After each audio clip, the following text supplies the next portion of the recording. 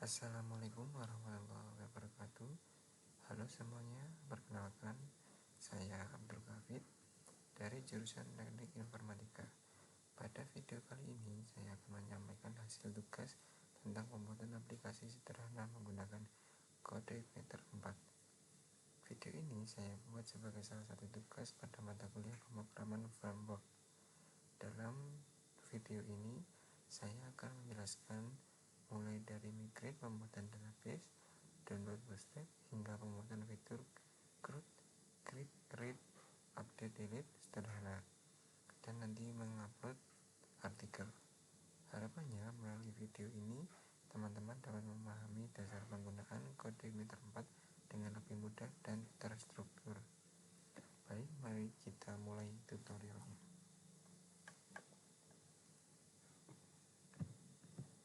Kita masuk di Visual Studio Code-nya.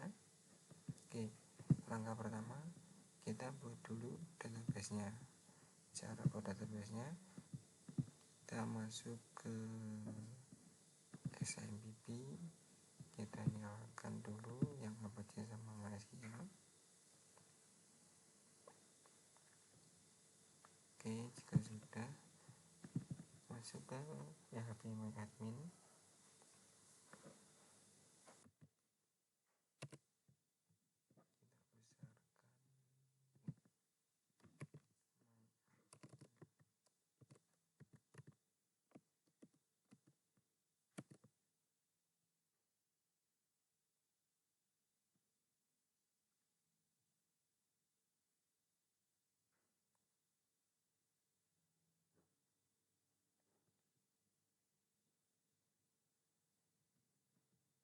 kita tunggu loadingnya.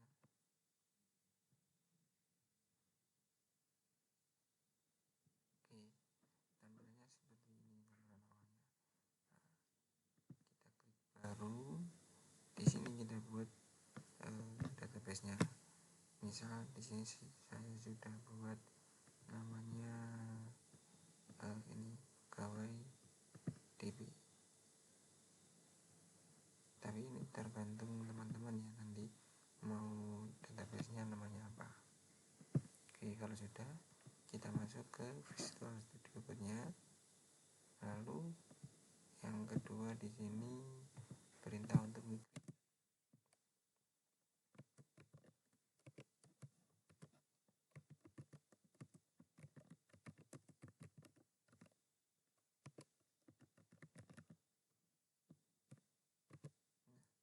Nah, perintah migrate ini kita ketikkan php spark migrate, atau kalau sebelumnya belum punya, kita ketikkan nah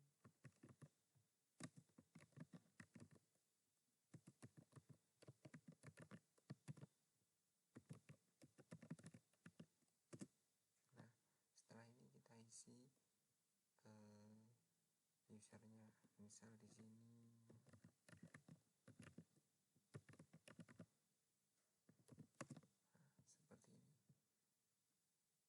ini untuk pembuatan user. Nah, yang kedua nanti kita buat yang untuk post. Di sini namanya kita ganti post. Oke, sehingga tampilannya nanti akan seperti ini di database. Ya, nanti di sini di app kita buka, lalu di database migration. Nah, di sini sudah ada dua, create user sama post. Kita buka create user, tampilannya seperti ini. Nah, di sini kita cantumkan kolom-kolom yang mau kita buat.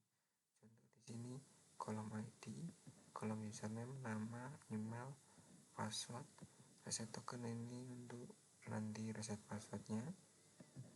Nah, jangan lupa create sama update-nya nanti untuk tambahan di akhir. Oke. Di sini primary key-nya ID, terus nanti untuk for key-nya di tabel post ada username, nama tabelnya tabel user. Oke. Nah, terus yang post isinya hampir sama, ada post ID, username, post title, post status, thumbnail, sampai post tag.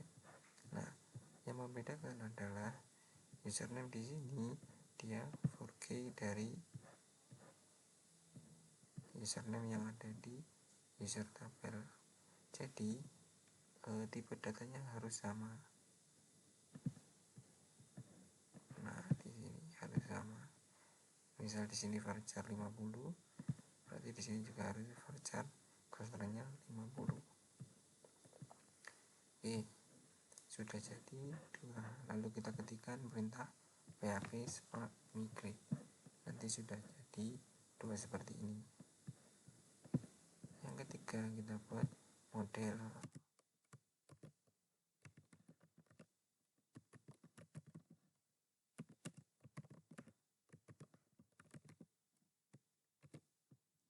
Kita buat 2 untuk user dan untuk post.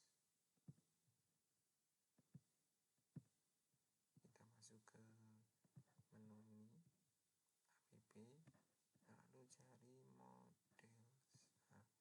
models, lalu kita ketikkan di sini, kita buat baru ini new file, ketikkan namanya terserah teman-teman, nanti jangan lupa .php. Yang user model isinya seperti ini, nama tabelnya user, pribadinya ID, isinya tabel apa aja ini, username, nama, email, password, reset, create, dan update. Nah, oke. Yang post model seperti ini, sama, nama tabelnya post, terus primernya post ID, nama tabelnya, nama kolomnya seperti ini. Nah, terus di sini kita buat untuk nanti reset passwordnya agar bisa masuk di database, dan juga ketika kita menginputkan tabel ketika menginputkan artikel, nanti dia akan tampil di database-nya. Oke, setelah itu yang keempat, kita buat tentang seeder.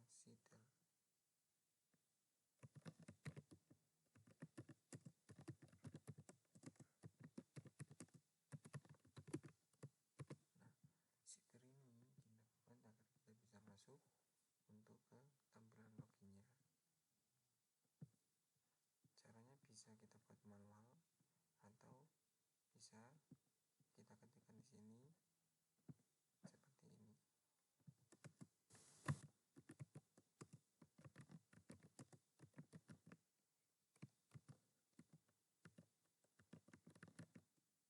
Namanya apa terserah teman-teman. Misal namanya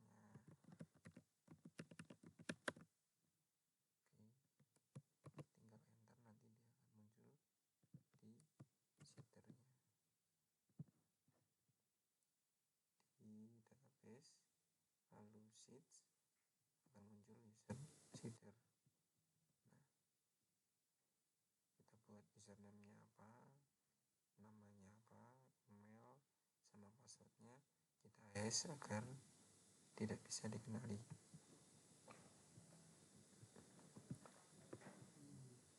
Oke, jika sudah, maka lanjut langkah selanjutnya,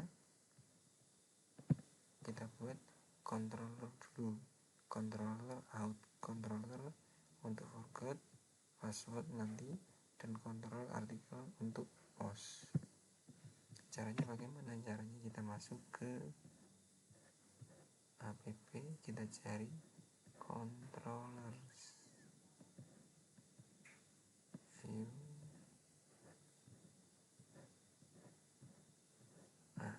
controllers. Lalu kita buat di sini out controller, tampilannya seperti ini. Nah, di out controller ini kita akan buat beberapa fungsi. Yang pertama, kita buat dulu fungsi login, di mana nanti kita akan mengetikkan username dan passwordnya, maka dia akan tersimpan sebagai cookie. Nanti ada fungsi remember password.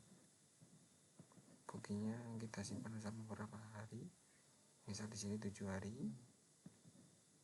Oke. Nah, yang kedua fungsi logout. Ketika kita logout, dia akan destroy di sini, maka akan terhapus semua sesi yang tadi. Oke. Selanjutnya fungsi lupa password atau forget password. Nah, nanti dia akan mengirimkan error berupa ini, semisal emailnya tidak terdaftar. Jika terdaftar, maka dia akan mengirimkan ke emailnya link untuk reset password, tapi link itu berlaku selama 1 jam saja. Oke, karena kita di sini buat fungsi yaitu reset expires selama 1 hours, 1 jam saja. Jika emailnya berhasil dikirim, seperti ini tampilannya nanti, sukses, link reset password telah dikirim ke email Anda. Jika gagal, maka muncul alert seperti ini. Oke. Fungsi reset password seperti ini. Nah, ini untuk tes email, dia mau masuk ke email atau tidak. Oke. Terus kita buat controller artikel. Di controller artikel ini kita buat fungsi terlebih dahulu, fungsi construct. Nah, fungsi index ini kita tampilkan nanti untuk agar kita bisa menginput artikel. Contoh di sini pas tipenya artikel, jumlah barisnya 5. Oke. Nah, terus di sini kita bikin lagi function tambah. Supaya apa? Supaya nanti kita dapat menambahkan halaman untuk artikelnya. Oke. Yang ini fungsi store untuk menampilkan isinya nanti.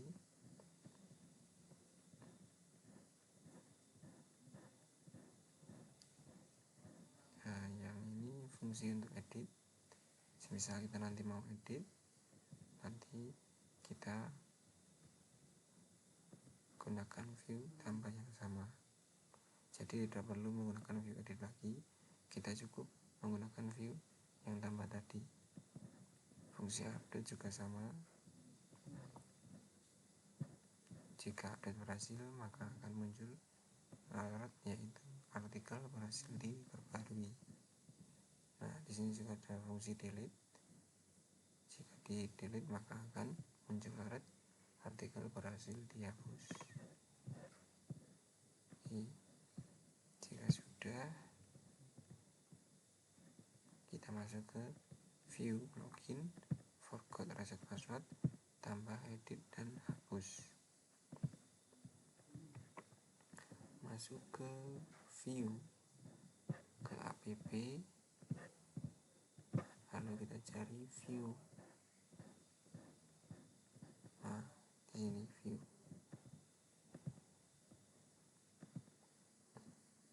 Sini view. Nah, oke. Yang pertama kita buat dulu untuk halaman selamat datangnya.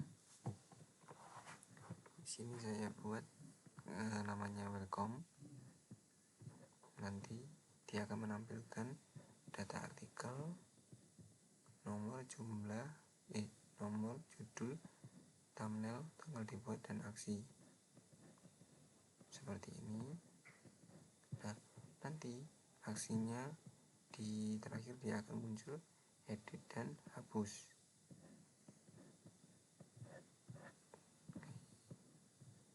Lanjut di bagian header. Nah, bagian header ini kita buat untuk menyimpan bagian headernya saja, kita pisah-pisah. supaya kita lebih mudah untuk mengeditnya. Oh, ini yang header, oh ini yang footer, agar lebih memudahkan kita. Ini yang footer. Oke, seperti itu. Ini forgot passwordnya. Nanti akan muncul semisal error, dia akan membalikan. Kalau muncul sukses, dia akan muncul alert suksesnya yang tadi. Oke, reset passwordnya seperti ini.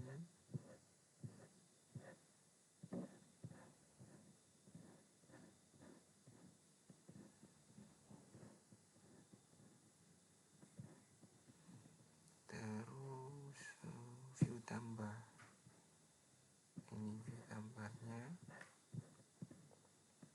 Jadi kita gunakan include di sini supaya bisa memanggil header dan include yang di bawah untuk footernya.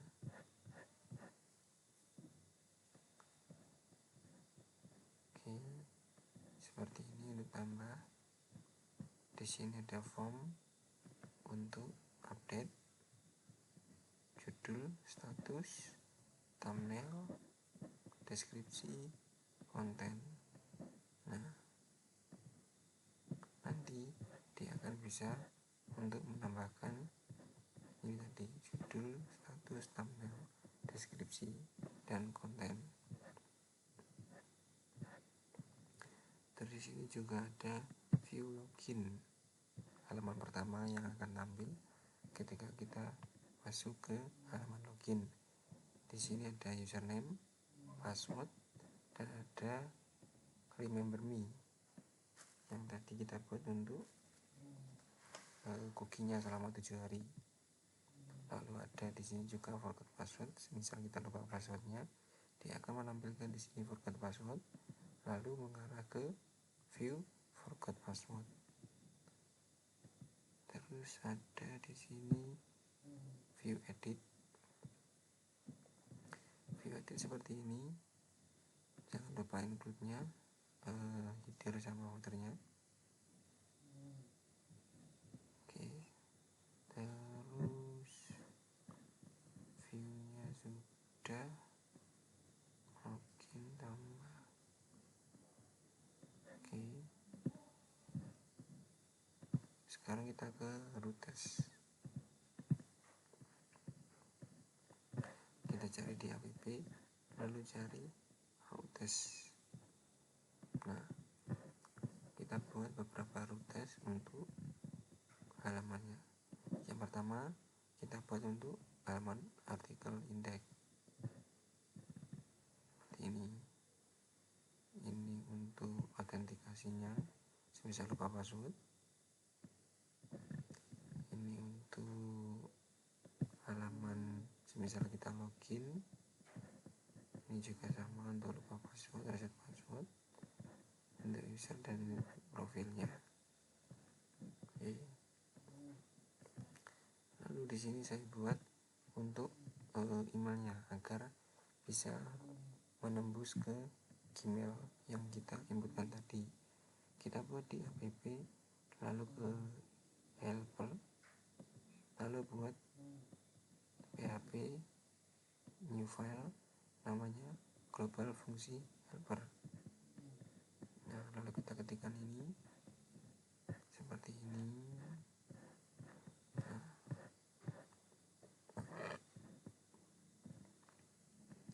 nanti protokolnya SMTP, untuk hostnya kita pakai gmail.com, lalu usernya kita pakai gmailnya sendiri-sendiri. Oke. Nah, passwordnya ini kita dapatkan dari mana? Kita dapatkan dari kita buat di akun gmailnya.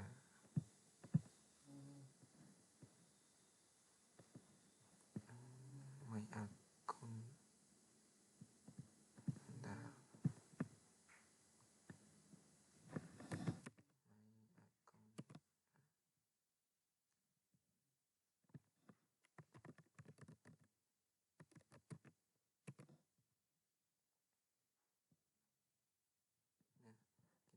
di sini, lalu kita ketikkan di sini kode igniter, nanti akan muncul halaman seperti ini.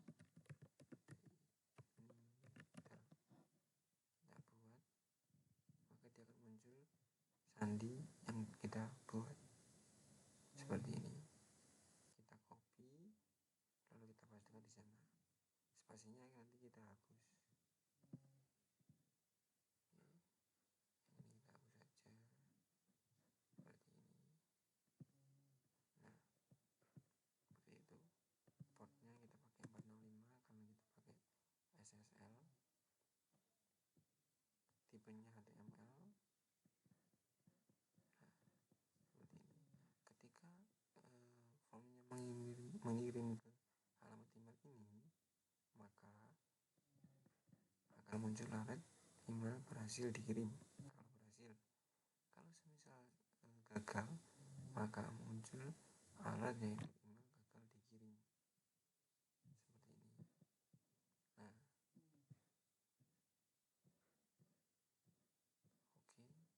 sudah semua.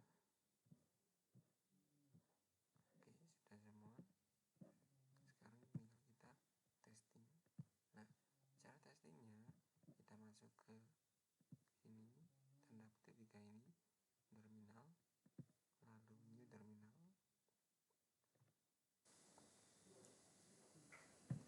Lalu ketika di sini PHP Sport kita enter.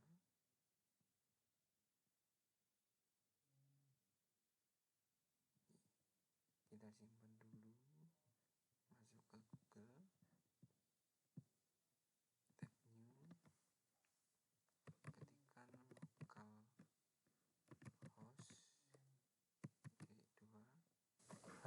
2 80 /login untuk view login yang kita buat tadi. Kita enter, maka muncul tampilan seperti ini. Oke, kita masuk ke fungsi forgot password dulu. Nah, forgot password dia akan mengambilkan view lupa password atau forgot password. Misal kita di sini ketikkan email yang kita buat tadi, kita kirim link.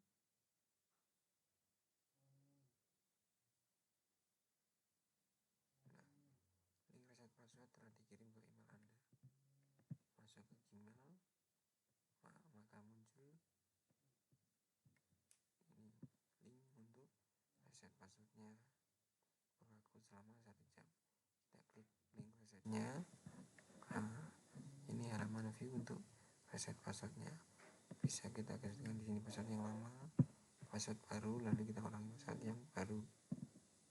Oke, kita kembali ke lupa password tadi, klik kembali ke login, lalu kita masukkan sesuai yang kita inputkan tadi di Seeder.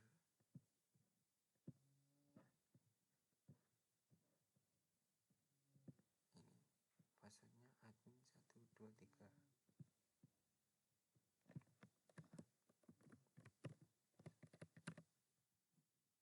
Kita centang remember me agar cookie-nya aktif. Kita klik login. Nah, muncul tampilan seperti ini. Ini adalah tampilan awal ketika kita berhasil login ke dashboardnya. Oke. Nah, terus di sini ada artikel dan juga tambah artikel. Oke, di sini kita klik tambah artikel. Nah, ini adalah view tambah tadi. Bisa menambahkan judul, status, thumbnailnya, deskripsi, dan konten. Misal kita buat di sini judulnya demo kode igniter 4 seperti ini. Statusnya kita pilih aktif. Thumbnailnya kita pilih misal di sini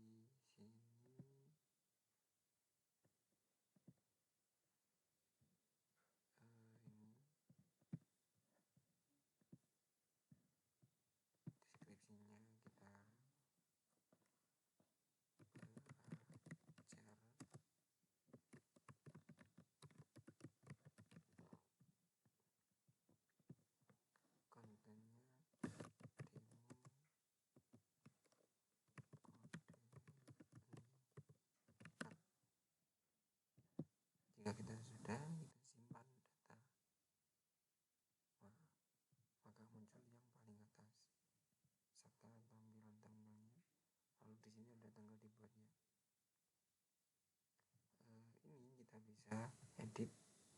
Misal yang deping ini kita edit. Nah, lanjut seperti ini. Kita klik aksinya edit, maka akan muncul tampilan view edit. Kembali ke view tambah tadi. Misal kita ingin ganti judulnya di sini kode fotonya kita ganti,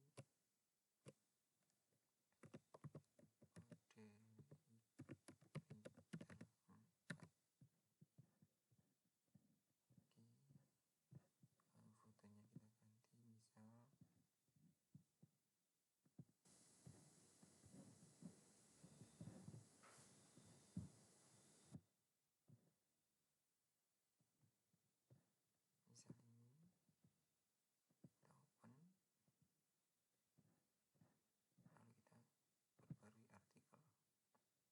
Nah, maka akan muncul di paling atas seperti ini tanggal dibuatnya, judul artikelnya, lalu thumbnail. Nah, semisal di sini ada aksi hapus, kita ingin menghapus yang paling bawah, maka akan muncul pop-up untuk menghapusnya. Nah, kita klik yes, maka akan terhapus. Oke, seperti itu. Nah, lalu di sini juga ada untuk logoutnya. Sebelum logout, kita tes apakah dia bisa masuk melalui halaman ini. Kita copy saja, kita keluar logout.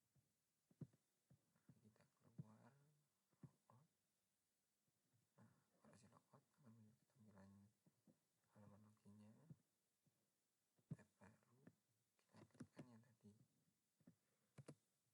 Nah, dia tidak bisa, dia harus login terlebih dahulu. Soalnya tadi kita buat di out filternya. Mana ini out filter, kita buat seperti ini.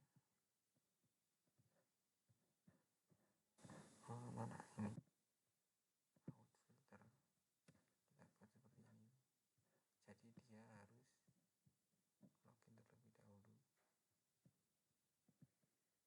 Seperti itu. Semisal di sini kita klik ini awal-awal, kita klik login, sama kita harus memasukkan username dan password terlebih dahulu. Oke, demikianlah tutorial singkat mengenai pembuatan aplikasi sederhana menggunakan CodeIgniter 4. Semoga video ini dapat memberikan manfaat serta menambah pemahaman teman-teman mengenai pemrograman framework CodeIgniter 4 dalam pengembangan aplikasi web. Saya ucapkan terima kasih kepada dosen pengampu mata kuliah pemrograman framework serta kepada teman-teman yang telah menyimak video ini sampai selesai. Apabila terdapat kekurangan dalam menyampaikan materi, saya mohon maaf yang sebesar-besarnya. Terima kasih telah menonton. Wassalamualaikum warahmatullahi wabarakatuh.